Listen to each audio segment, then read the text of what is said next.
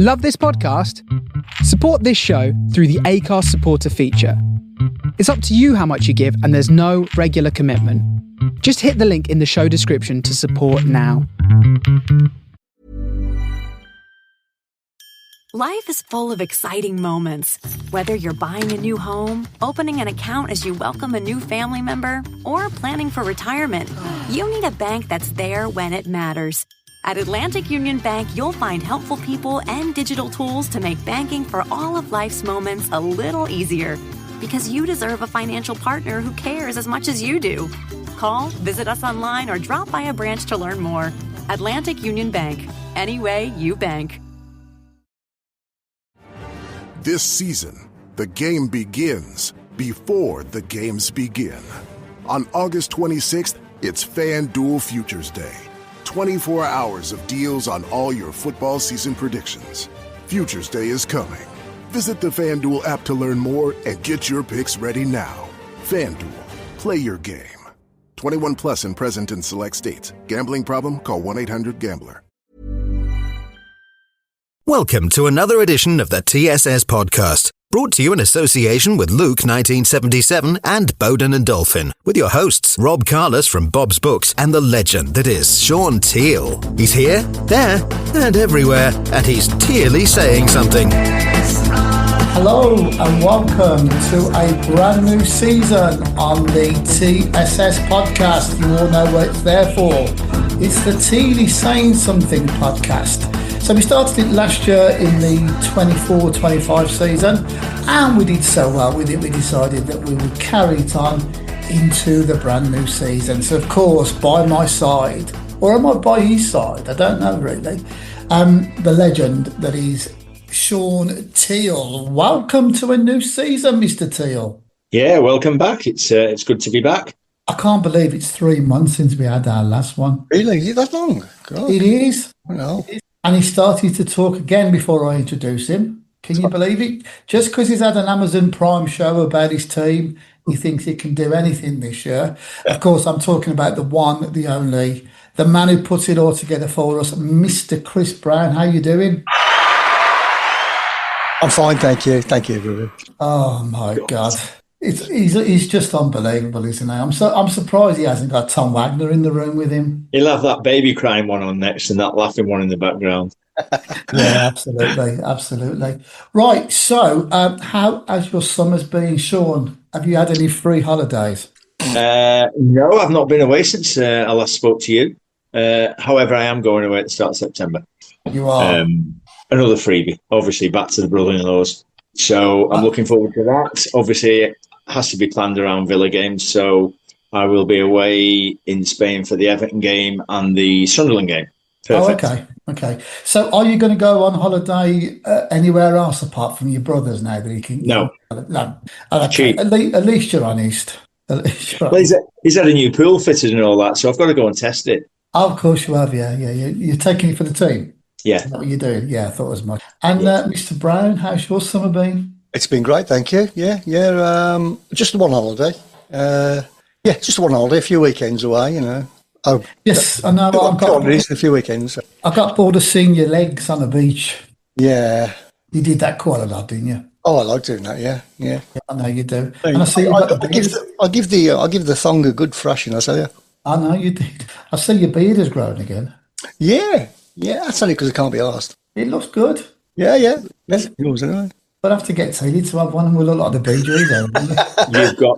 You've got absolutely no chance. Yeah, Carol will not allow me to have a beard or a moustache. The mature Bee Gees. That's what we call it, the grey head Bee Gees. The old ass Bee Gees.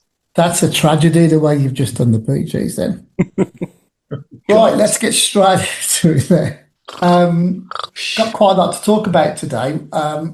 As we are only 1 week into the Premier League and we've had a couple of weeks of the Championship, we'll talk about that in a minute.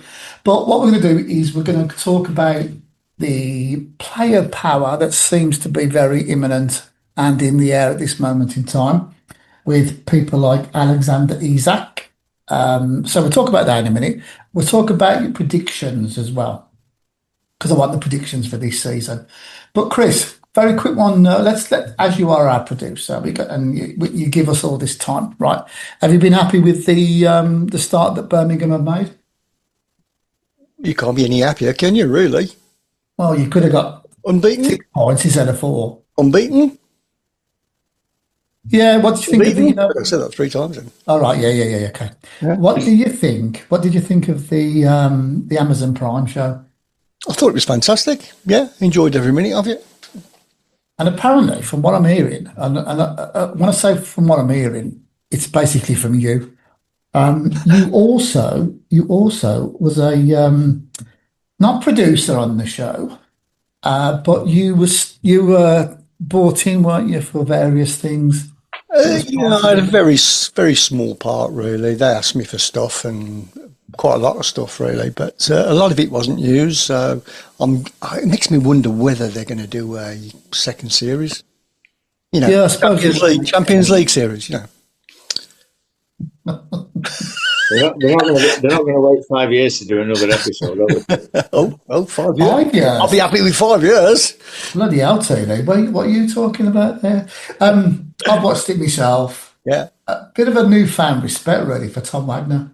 You know what? I've got to be honest. I first started watching it, and I thought it's a bit of an arsehole. You know what I mean? But at the end, I'm thinking he's all right. This bloke, he's okay.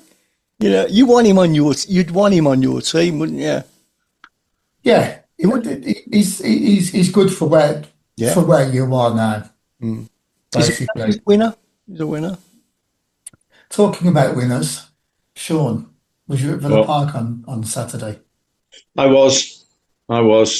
Okay, let's talk about that. I didn't see it. I was away for a weekend. We went to a lodge with my brothers and sisters, and yeah, we know everybody. And I had to pay for it though, Shaun, just so you know that. So tell us a little bit more. I haven't seen the game itself. I've just seen a few of the highlights or lowlights, and listening to it on the radio, going to the lodge, it looked like they were all over us, especially in the first half. What's your thoughts? Yeah, to be fair, they came out the blocks really quick, high press, and we struggled. And when we did get our foot on the ball, we just kept giving it away. So every time we won possession back, we just gave it back to Newcastle, and it became quite monotonous in a way because we couldn't get a grip on the game, and it wasn't obviously till Unai had them in at half time that things changed slightly. We just rejigged a little bit and we looked a lot better second half at the start.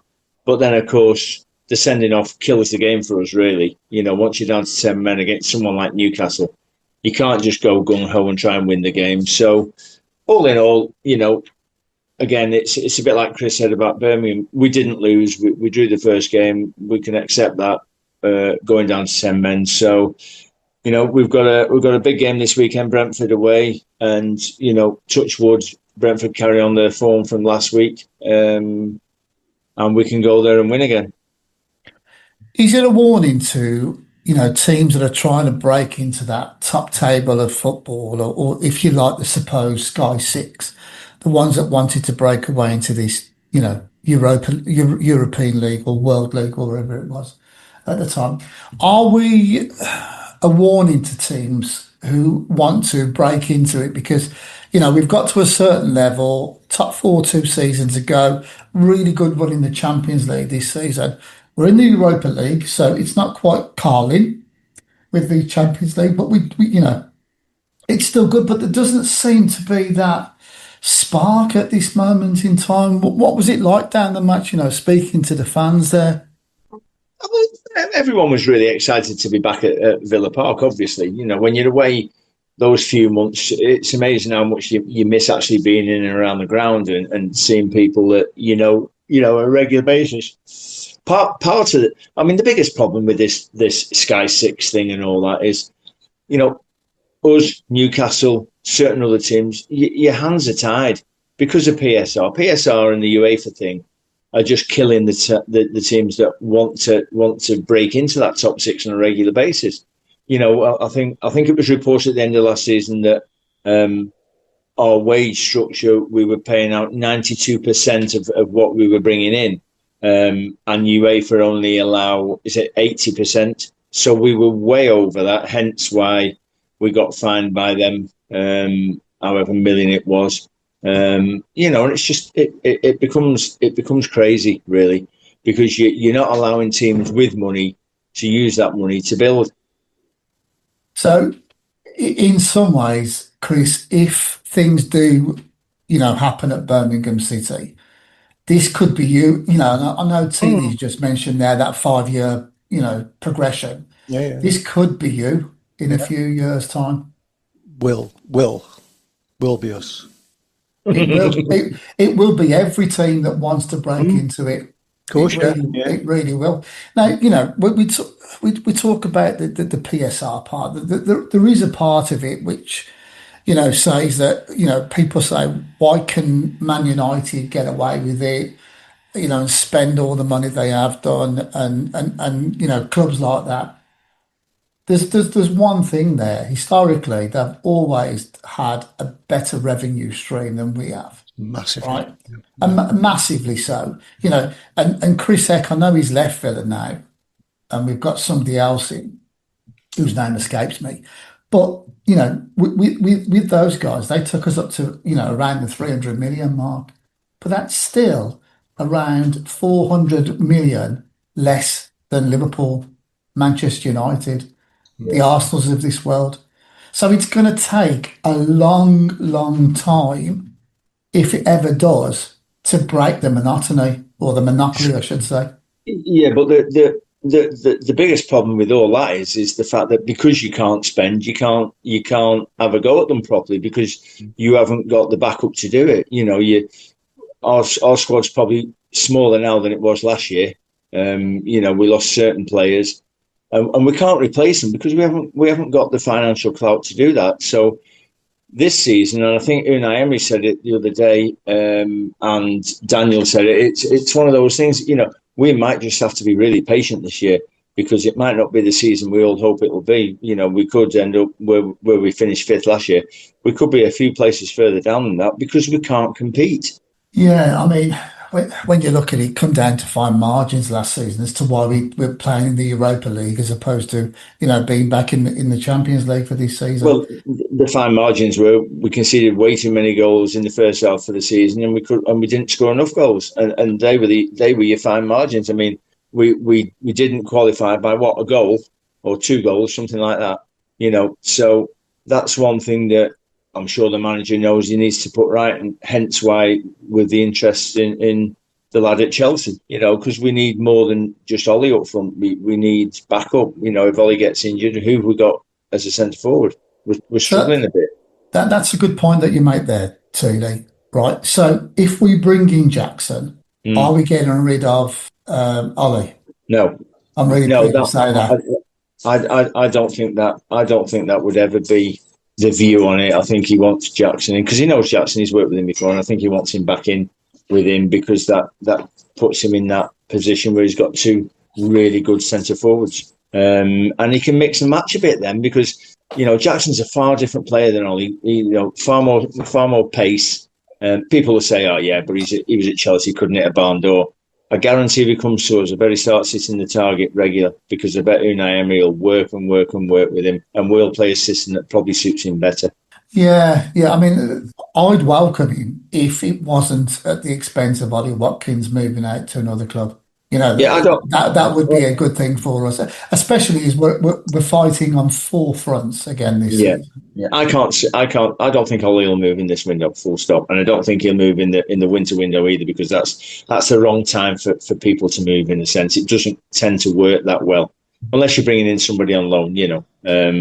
But obviously we've had a few gone out this last week, so financially wise, I suppose that helps us again. Well, I think we've hit the PSR rules. I mean, we were all talking about the 30th of June and something happening there, and then it came out that we were potentially or have got rid of our or sold the ladies' team to ourselves. Yeah. Well, again, Chelsea did it. Chelsea have done it with all sorts of hotels and that. So, you can't break a rule that's not there. So, if we can sell the training ground, rename a stand, they're talking about that the new place at Villa Park where they're going to do the live music and that. They're talking about that being sold straight away back to us to make more money. So, and yet, it's a business at the end of the day now. It's becoming a bit of a reality business. So, Chelsea, by all accounts, are building 5 huge blocks of flats not far from Stamford Bridge. Yeah. And they're literally going to sell them straight away and make an absolute fortune out of it. And that'll go back in the coffers of Chelsea. And that's how they're getting away with it. But I mean, there's a massive difference, isn't there? It's those 3 words: location, location, location. We built 5 hotels in Aston. It's not going to have the same impact as 5 in Knightsbridge, is it? You'd probably do better if you knocked about 300,000 houses down around the ground first. Yeah, I mean, we spoke about this last season. Do we move from Villa Park and go for that all-purpose built and things that can be used 365? I think that if we do stop at Villa Park, it's not so much about building around it. It's making sure that we've got the right transport links to Birmingham Centre. Blues have got the advantage there in the fact that you could almost walk to Birmingham City Centre from the Blues ground, and that will be the same for when they move to their new stadium. We haven't quite got that. I think that the whole ground thing is. I mean, my view last season was that at some point we would definitely have to move because I think we're outgrowing where we are. However, obviously, since then things have changed at Villa Park, so the North Stand's getting elongated to get the seating in for the Euros in 2028. So it's difficult then because do you spend that amount of money to redo that stand, and then in 2 years' time go, we're going to move anyway? That's an interesting point because Birmingham have done up St Andrews. Yeah, and they're still moving in a couple of years' time. 15-20 million, still moving. That's what I mean. They've got crazy money though. They've got crazy money. I mean, obviously they're talking about once the North Stand's done and the way they've rejigged the seating, blah blah blah. They're talking about just over 50k in the ground.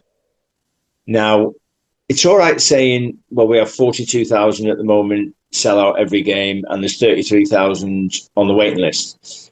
But like somebody said to me the other week, I guarantee if you built a bigger ground, so say 80,000 in Birmingham somewhere, you wouldn't fill it because those 33,000, they wouldn't all come forward to have a season ticket. I guarantee it.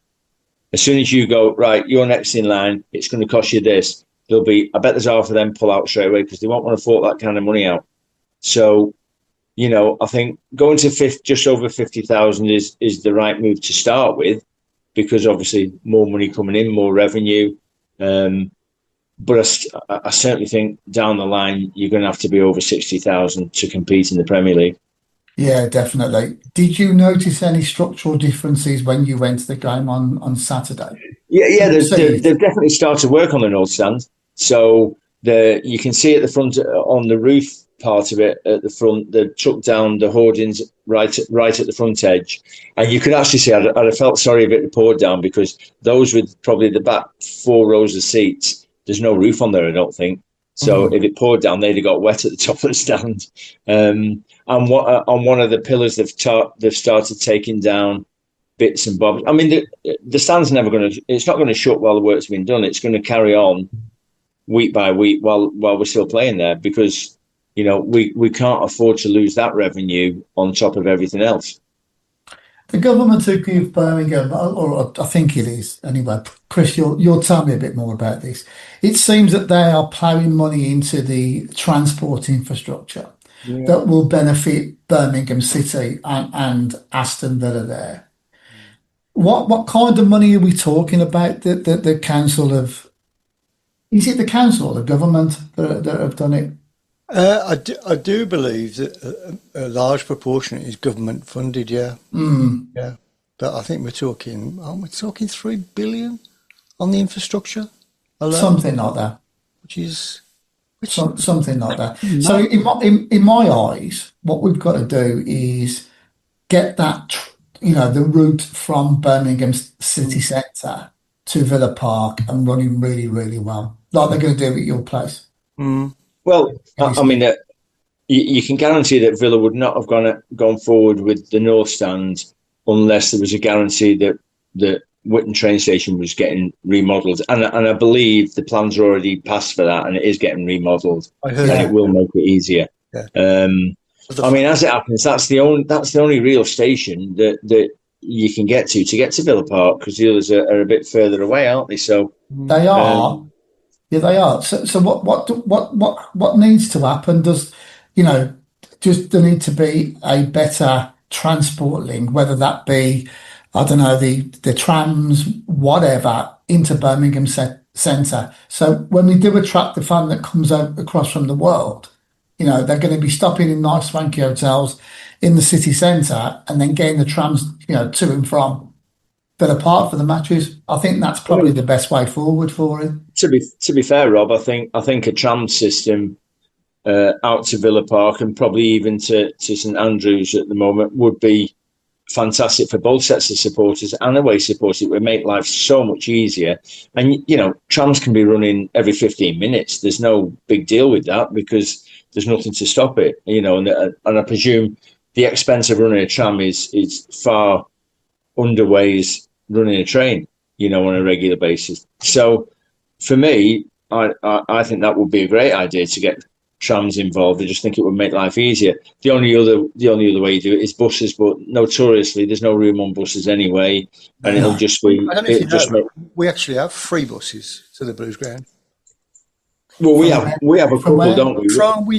From I believe Solihull, about 4 or 5 different points in the city. We have some from the city centre now, don't we? 1875 bus it is, Yeah, I think we do actually. I think we do have. Yeah, we have some because I had some friends were over from Australia for the Newcastle game, and I was trying to find out where they were going to sit so I could maybe go and meet them, but it didn't work out. But they were getting the bus from the city centre to Villa Park, so I know there's definitely a bus route that's running. Yeah, because parking is absolute crazy. I mean, it's the same at Villa Park, isn't it? Parking is just absolute nightmare. I mean, that must be the same for you, Chris. Round it's crazy. Blues. I have to park so far away. So just walk from home. Yeah. You should be walking. You should be walking from where you live to the ground. That bloke. But a city like Birmingham demands it, doesn't it? It does. We've got to start doing this. Yeah, we'll get fall behind otherwise. We're going to exactly. We will. Exactly. To other cities across Europe. Some of these cities we used to regard as third world, and their transport and infrastructure is just. I mean, you get to Turkey, it's just incredible. Yeah. Well, when I took Claire to Denmark last year for a big birthday, the transport system was absolutely fantastic. Yeah. You were not waiting around long. Rob, what did you have? Did you have a sled and a reindeer? Right, so we are 25 minutes into it, and that is the first time that he's actually took the mick. Plenty of time for more. Oh yeah, we have got plenty of time for more. We'll cut him out. We'll cut him out as much as we can. We've got all season to take the mick. Exactly. Right, let's move on to our next point then. So one person that was missing from Villa Park on Saturday was Alexander Isak. Oh, it's got dirty as far as I'm concerned. Player power. Let's go to you first, Shaun, on this one. Okay. You sign a contract these days and you sign it for a 5-year contract and it's worth X amount of millions to you. It's there to ward off clubs. A year later, it's basically ripped up. And the Alexander Isak doesn't sit pretty with me. When you look at him compared to what Isak has done, right, for Crystal Palace, where he's kept quiet and it looks like he's moving to Arsenal this weekend. it don't sit pretty with me. Shaun, you're an ex-player, right? You've got to look after yourself. I get all that. It's a short career. But somewhere along the line, I just think it's disrespectful to Newcastle United and their fans. Yeah, And I'm talking about the fans that in the summer, that that they'll buy anything up there in Newcastle. They're so far out. They've got their own, little wonderland up there, haven't they? You got blokes who have spent money and women that have spent money and on their kids, and they've got Isaac's name on the back of it and all that kind of thing. So they've spent there a couple of hundred on that. yeah. What side do you take on that, Shaun? To be fair, it's a very difficult one if you're not in that position, as part of Newcastle United, because it's very difficult to fathom out what's true and what's not true. So from a Newcastle United standpoint, they're saying they don't want him to go. They told Liverpool what the offer would have to be, and they've been fully upfront with Alexander Isak.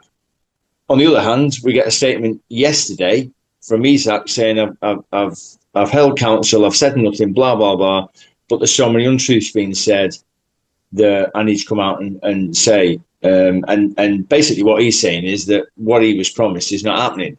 So to get to the bottom of it, we're never really going to know who's done what and who's not done what and who should have done what. So, at the end of the day, I've heard today that Newcastle are sort of saying, well, if everything's put to bed, he'll be back in the team. I can't see that ever. I can't see that he can stay at that club and hope to go back in that dressing room and be treated normally and also run out on that pitch in front of the Geordie fans who, are vocal anyway, and get away with it. I just can't see it. And I suppose some of the blame probably would be aimed at Liverpool in a sense, because they knew what Newcastle wanted, and yet they come in, they lowball the offer to try and get him cheaper. And Newcastle had already said it's never going to happen. So are Liverpool playing games and holding out for a last minute deal where they get him at 130? I think, did they not up the offer yesterday to 130 plus add-ons, whereas Newcastle want 150? So, they can't be that far away, I wouldn't have thought. And to be honest, I fully expect him to leave and go to Liverpool. And the same goes with Johan Wissa at Brentford. Sort of down tools, don't want to play. I was promised I could leave at 40 million. Now they're asking 60 million. Newcastle have offered 30-something million.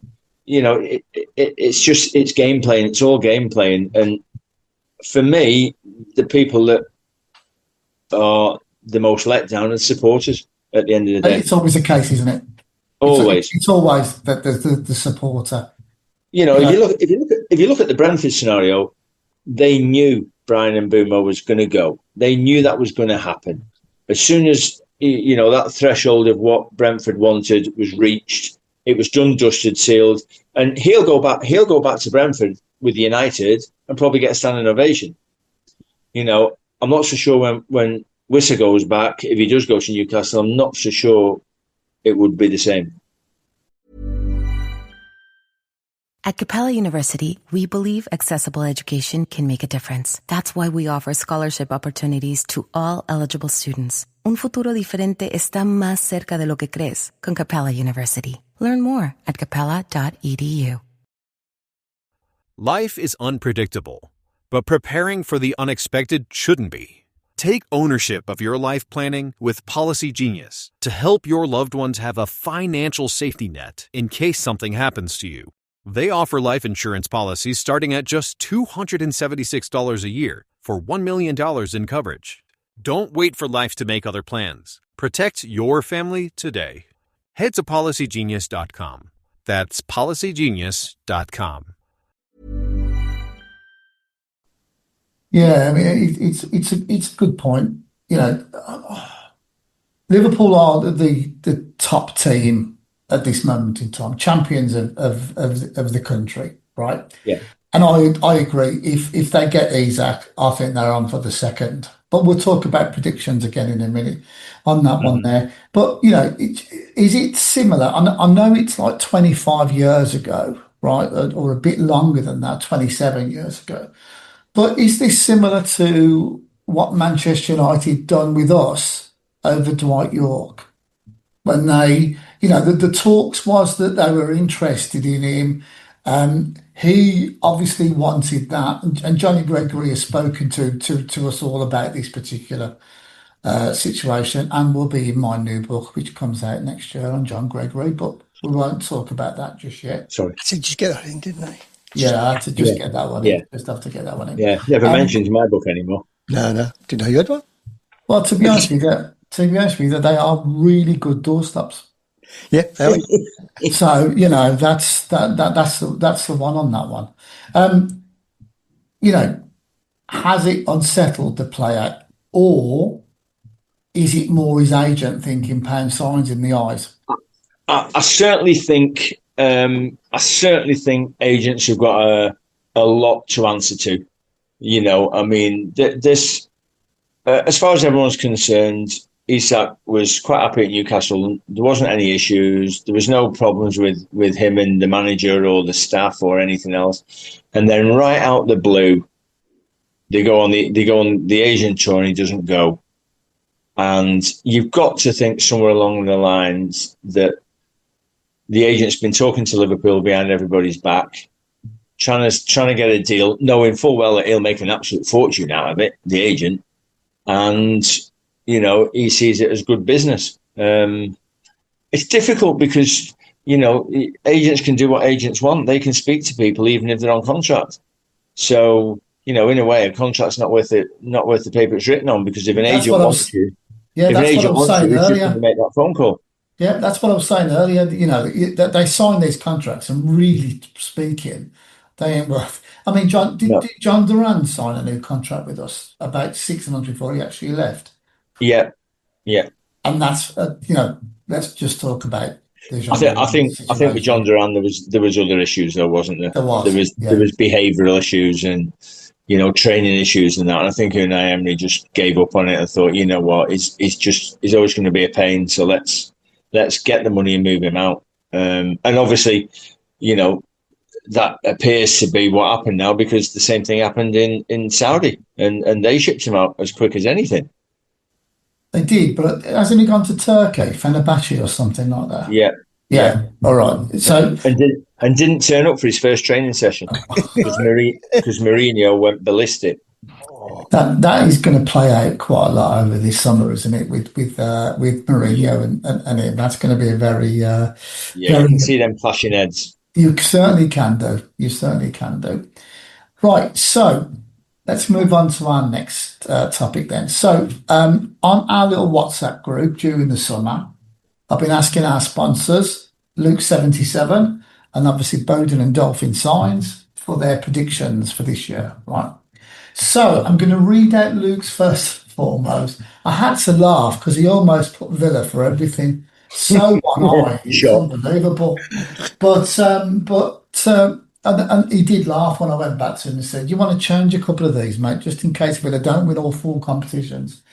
So this is what he's gone for. Then he's gone for Liverpool as champions and Arsenal as runners-up. Now I wouldn't have seen that, but I think the capture of Eze puts them in a far better position. Right? He's gone League Cup City, Man City. He's gone FA Cup Villa. Right? And Champions League will be PSG again. And the 3 teams that he's got going down are Burnley, Leeds, and Sunderland. Right? Jamie from Bowden and Dolphin Signs has gone Liverpool and Man City being 1 and 2.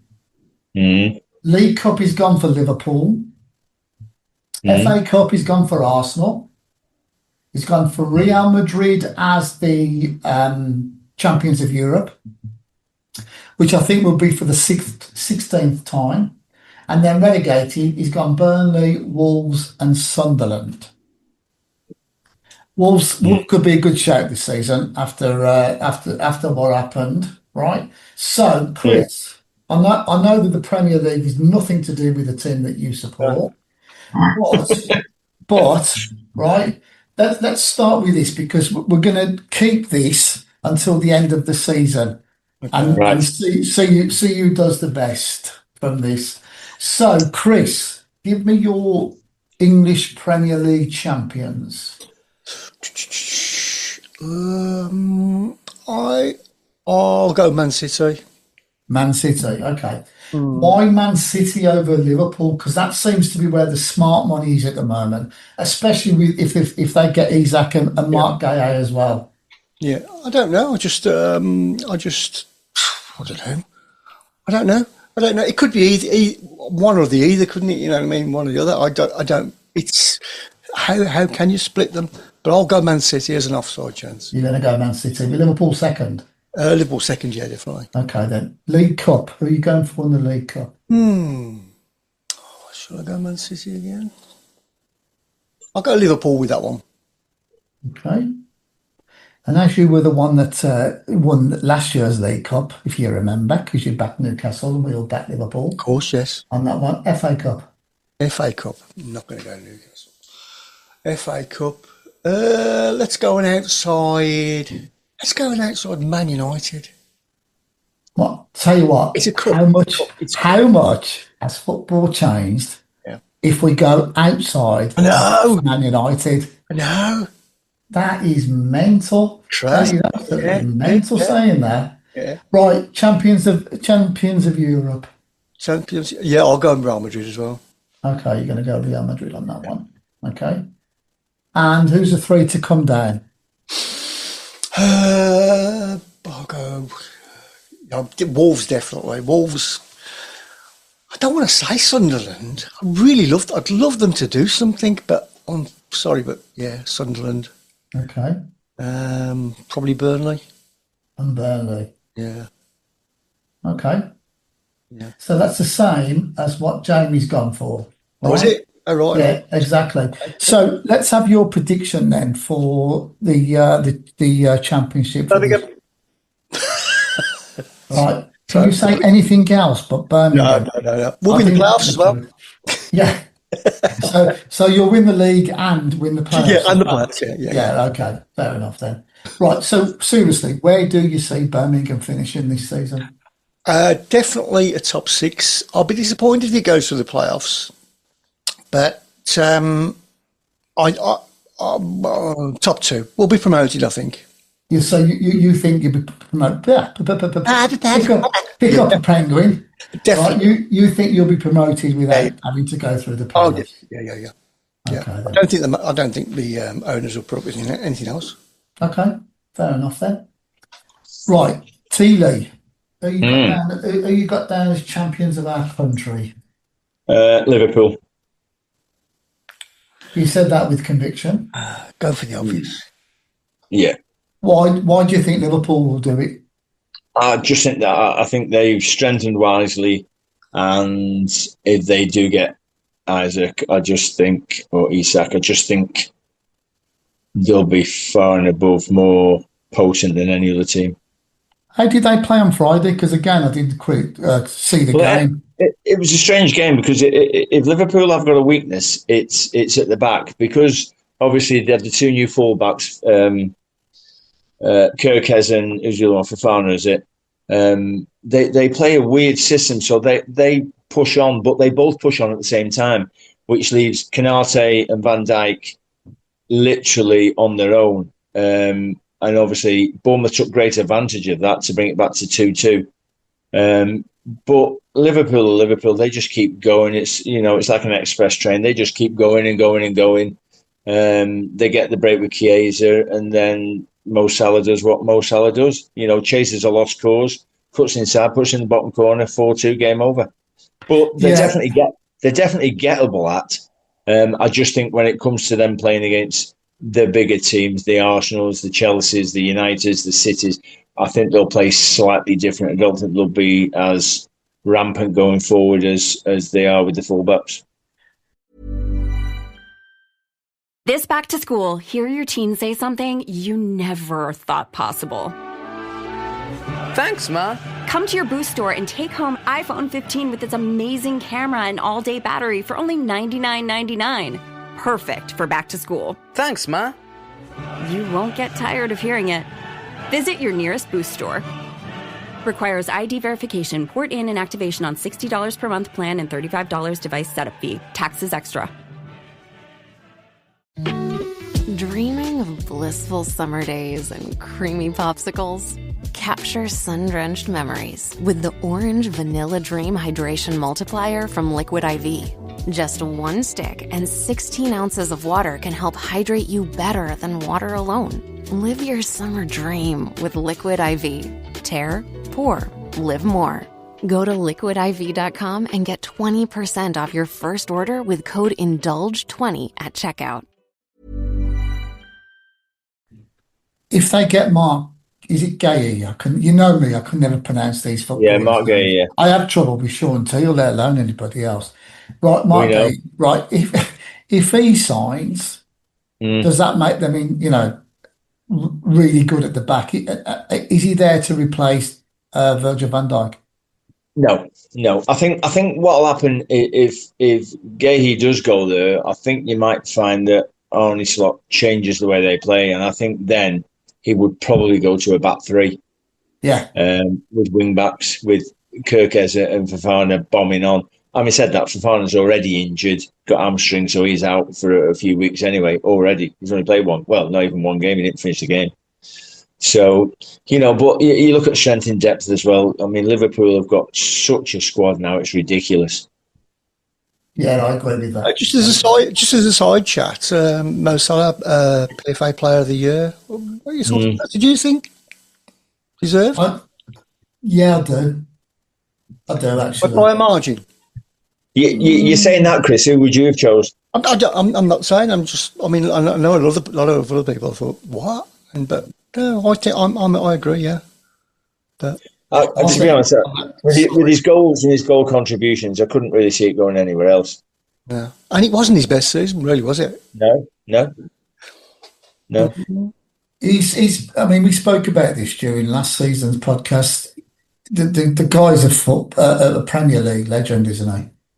Oh yeah, without a shadow of a doubt. And some people have said that he's not, but I think he is without a shadow of a doubt. Me too. Yeah, absolutely. My runners-up, Rob, would be Arsenal. Yeah, and I think what they've done with bringing Eze in is a masterstroke, really, because Havertz is out. Well, they said a month, but it sounds on the radio tonight that he's going to be out quite a bit longer than that. Now, the problem they've got is the pressure's on Arteta now, because if he doesn't win anything, they're going to throw the book at him. They've spent 1 point something billion to assemble that team. Liverpool haven't even spent the billion. So, it's all about who fits in what team. And I can see Eze being, when you think Eze on one side, Saka on the other side. It sounds good. Well, it sounds really good. As a fullback, you're just going to be chasing shadows all day long, aren't you? So, again, I can't say his name. I can say Victor, right? Gyökeres, yeah. How do you think he's going to do? Because, Arsenal fans have been saying, we want a number 9. That's the reason why we finished second and all that kind of stuff. Now they've got that number 9. How do you think he'll do? I think he'll score goals, but I don't think he'll score as many as people are suggesting. Will he get 20 goals? I very much doubt it. Not in the Premier League. I mean, don't forget, he was at Coventry and couldn't score goals. He didn't score loads of goals when he was at Coventry. So yes, he had a great season at Sporting, but it's a different league, different defenders. There's far better defenders, team for team, in the Premier League than there is out in Portugal. So I think it'll be a test for him. But I certainly don't think he'll struggle for service. It's whether he can put the ball in the back of the net enough times. Yeah, I'll tend to agree with that. So who you got down as your League Cup winners for this year? I will go with Aston Villa. Sorry. Did he laugh? Oh, no. 30th anniversary of the last time we won it. Oh, there you go. It was a toss-up between League Cup or FA Cup with Villa. I fancy them to win something, but I just think they did so well in the FA Cup last year, and notoriously we're not good in the FA Cup, and I think that was a one-off.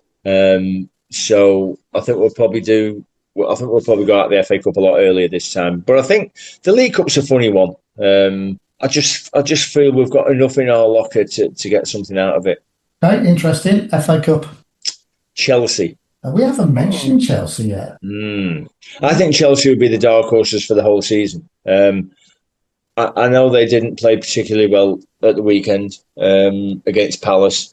But early season, Newcastle weren't fantastic. We weren't fantastic. You look at Everton, they were awful.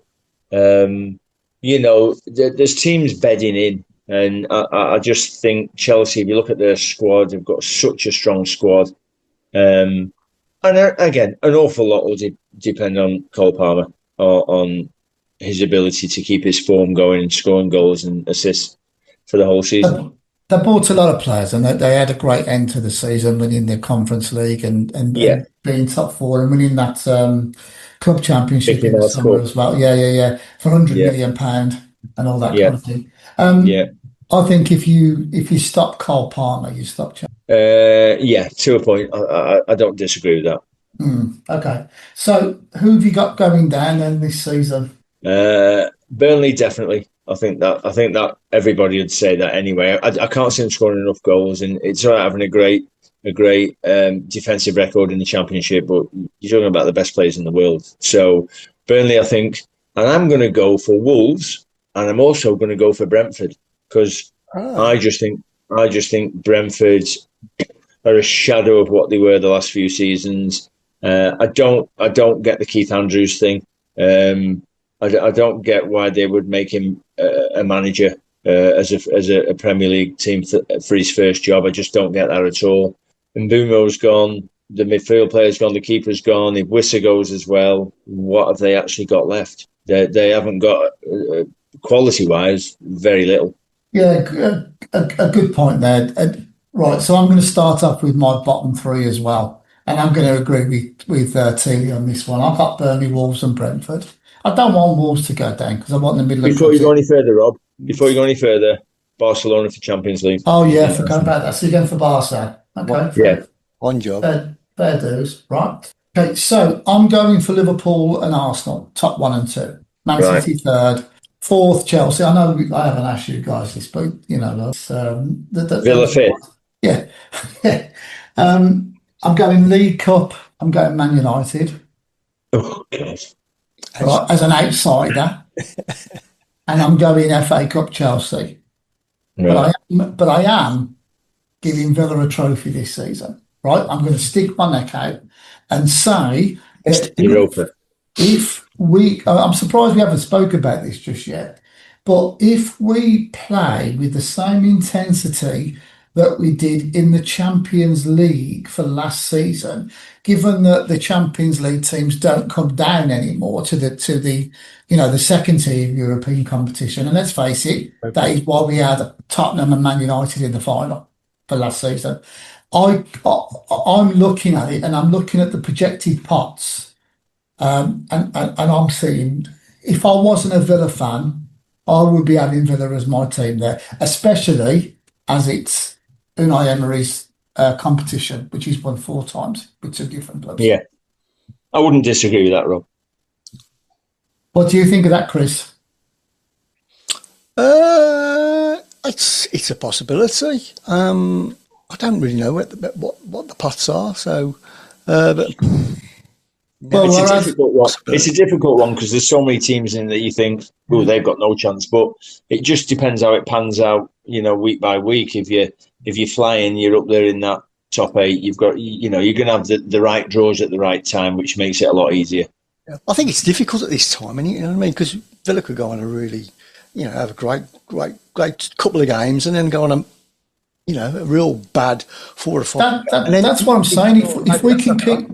If we can keep to that intensity, I mean, let's face it, we gave PSG their hardest game From the quarterfinals onwards. And obviously they thrashed into Milan in the final there. It's very pleasing to see that, we gave them a good game there. So that's what I'm saying. If we can do that and we staved off the likes of Bayern Munich, PSG, Juventus, obviously Juventus is not the team that they used to be in this. But, if we can do that, then I see that as being our best way back into the Champions League. I don't disagree. Good. Excellent. Right. So one other thing I want to speak about was dark horses for this season in the Premier League. Right. Red Room was a dark horse. The first dad joke of the year. Right. So too young to remember. Of course you are. Yeah. You are. With that beard, it looks like you've drank a lot of red rum, to be honest with you. But it says me. But there you go. Right. So my dark horses are Everton. Right. I've just got this feeling that they're going to be all right this year, and they're going to be a top 10 team quite easily. Okay. And I think, right, and this is what I wanted to finish on for this week. We haven't spoke about our Jackie boy. Obviously, he's now an Everton player, right? Yeah. I think it will be the making of him going to Everton. I put this on Facebook a few weeks ago with it, but he looks streets ahead of the players that they've got there at the moment. I'll give you an example. In the game that they played against Leeds, took on four players, went past them, played a great ball into Beto. Beto didn't have a clue what he was doing with it. So he's going to be head and shoulders the best player for Everton. Beto, by the way, was an absolute disgrace the other night. It was. His attitude stunk. I couldn't agree more. Agree more with it. I'll give you my dark horses, and only because I've looked at the players that they've signed in the very last week or so. Forest. Yeah. So they've got Dougie. Yeah. Has that been confirmed yet? McAteer from City. Yeah.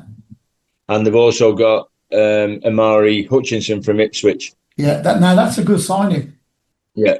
And the other thing is Chris Woods has got off to a flyer, 2 goals in his first game. He has got off to a flyer. Yeah, I agree with that.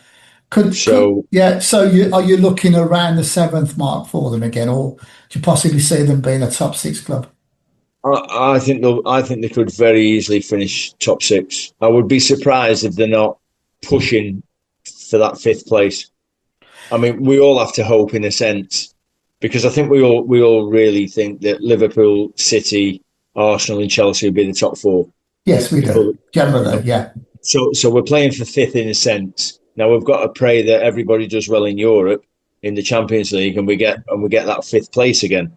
And then, Villa, Forest, and a few others will be Tottenham. Maybe will be pushing hard to finish 5th to get into the Champions League. What impressed me more about Forest, I know they lost Elanga to Newcastle, but keeping Morgan Gibbs-White was a real bit of a statement as far as I'm concerned. Yeah, and the other star of the show that doesn't really get spoke about that much is Anderson next to him in midfield. Yeah, very true. I listened to the commentary on the other day, and he ran the show by all accounts. He was everywhere, did everything. Great through ball for Chris Woods' goal, or second goal. And I think those two in the engine room are going to be really difficult to disrupt this year. Yeah, I agree with that. Who's your dark horses for the Premier League, Chris? For the Premier League, you can't really pick a dark horse for the Premier League. It's always going to be the same top 6. You are, but I'm talking about a team. Okay, I'll go. I want to say Crystal Palace. That's another subject. Let's talk about that then. As well, Conference League as well. I'll go Forest. Dark horse. Okay, that's fair enough. I'm going to stick with Everton. I'm not saying they'll be top 6, but I think they'll equally be a very strong top 10 team this season. And I think that new stadium, have you been there yet, Shaun? It looks beautiful, doesn't it? No. No, okay. Yeah. You can't get your freebies there, can you, at the moment? No. Oh, dear. See, I'll have to work on that. He looks so disappointed. Have you noticed that, Chris? I'm working on my cousin to get me into Leeds a few times. Yeah, I thought as much. I have noticed he's got his holiday planner behind him as well. Yeah, that's right. Yeah, exactly. Yeah, holiday. Exactly. I'm actually at work. Right. So right. I'm at the dentist's working. Oh right, okay. So that's the dentist planner, not mine. He got there at 2:30. Oh, right, okay then. Oh yeah, right. Yeah. Okay. Talking of dad jokes. Exactly. Right, let's finish very quickly then. I know you brought them up earlier, and it is a relevant subject. Crystal Palace, have they been all hard done by, or is it their fault? Oh yeah, I know. Their fault. I agree. You can't have an argument when there's a cut-off day when you've got to have all the paperwork in and go through it all, miss that deadline day, and then cry wolf. You just can't do it. He knew. I agree. You know, they've tried to say, yeah, but he was nothing to do with the day-to-day running of the club. Doesn't matter. He was putting money into that club. He was part of that package, and he knew he'd done wrong. And by going to appeal, they were just wasting the time and wasting money because they knew it was never going to get overturned. Mm. Chris? I actually thought they were hard done by, but they're still in Europe in a sense, aren't they? Do you know what though? Right, they've really bugged me over this Crystal Palace, and I'll tell you why. What a season we've had with Newcastle winning the League Cup and beating Liverpool, and Crystal Palace winning the FA Cup. You know, it's hard to. We spoke about this at the start of the show. It's hard to break into that top 1% of football in this country. What you've got to do, if we are going to do it, is get our houses in order. Yeah. As far as I'm concerned. So Palace not getting their house in order, in a way, has put the rest of us back. Do you know what I mean? We were trying to get there. A simple thing, you know. Forest did it on the 1st of March. Their chairman moved his stuff over, and you know, and so he did that, you know, and a lot of you could have had people at Palace going, well, I don't think we're going to win the FA Cup anyway. I don't like that. I really, really don't. There was a conversation on TalkSport between Jordan and White the other week, and it really resonated with me, and I want to talk about this in coming weeks. But Jordan said, you know, he's got no sympathy for the way that it's happened at Palace. Jordan said that football today is a participation sport. Yeah. Right. So if we're going to break that, we can't have clubs like Palace not getting their house in order properly on it. So that's why. I loved them winning the FA Cup. It was great, but they've messed up. For me, Rob, for me, it smacks of entitlement. Yeah, it's like he just felt, well, I can do what I want to do. I'll not get caught, and I'll get away with it anyway. And you know, it's come back and bit them on the backside. I happen to think, in a sense, as far as Palace are concerned, they're probably better being in the conference first season anyway. Because they've got a chance. They've got a very good chance of winning that. If they can keep hold of Wharton and keep hold of Mateta, they've got a chance. Europa Cup might have been a bit too big too quickly. Having said that, they are our bogey team, so we didn't want them in a competition we were in anyway. Yeah, they'd have beat us 9-0 and aggregate in the semi-final or something like that. Hey, we've got them within the next 2 games, haven't we? At our place. Yeah, we have. Yeah. It's now been moved to a Sunday, I think it is, isn't it? 7 o'clock kickoff on a Sunday. What? So here's another one that I want to speak about in the coming weeks, right? Sky have now got 250, right? Yeah. We're going to have so much more of these 7 o'clocks on a Sunday night. Have you not already seen, Rob? Have you not already seen that our 3 games in October have all been moved already? Yeah. They've all gone from Saturday to Sunday, and they're all Sunday 2 o'clock kickoffs. All 3 games are live on Sky. Yeah, exactly. You may as well not bring a fixture list out till Sky have decided who they want on the telly. Absolutely. Because You know, it's like throw every name in the hat and pull one out, and let's mess them up. Absolutely, yeah. I mean, Crystal Palace fans coming to Birmingham on 7 o'clock on a Sunday night. Yeah. Ridiculous. It so is. You know, it's like that 12:30 game, isn't it, between Newcastle and Bournemouth, you know, on a Saturday. It really, but we don't matter. Football fans don't matter. Well, you'll find on that Sunday game when Palace come to us that half the Palace end will be empty because I think so. A lot of them won't be able to get back to London after the game. Yeah. You know, you won't be able to get a train back at 9:30, 10 o'clock to London. Of course you won't. You know, it amazes me, you know, that you've got London city number 1, Birmingham city number 2. On a Saturday, you can't get a direct train between the two cities after 10:30. Exactly. And it's even worse on a Sunday. And there's far fewer trains on a Sunday. Yeah, exactly. And you've got to get into London and then get back out to Crystal Palace, South London. Yeah, exactly. Yeah, exactly. I hope they do well. Obviously this show will go out on the 25th. It should be Monday. But as we are pre-recording this, they are about an hour away from their kickoff in their qualifying game for the Conference League. I wish them all the best. I know they do well in the competition. Yeah, me too. Yeah, and make sure that they get their house in order from now on. Definitely. Yeah, sure. Right, guys, that's our first one wrapped up for the 25-26 season. We've made our debut. And there's plenty more of this to come. As always, I'd like to thank our sponsors, Luke77 and also Bowden and Dolphin Signs, for their continued support with us. We will speak in a couple of weeks' time. No doubt the piss taking on WhatsApp will commence straight after this, and I'll hear the word Santa about 1,000 million times. But there you go. Not from me, because I'm going back to work now. Oh, Not from me. There you go then. Right, guys, have a great one. Speak to you soon. And you take care, both.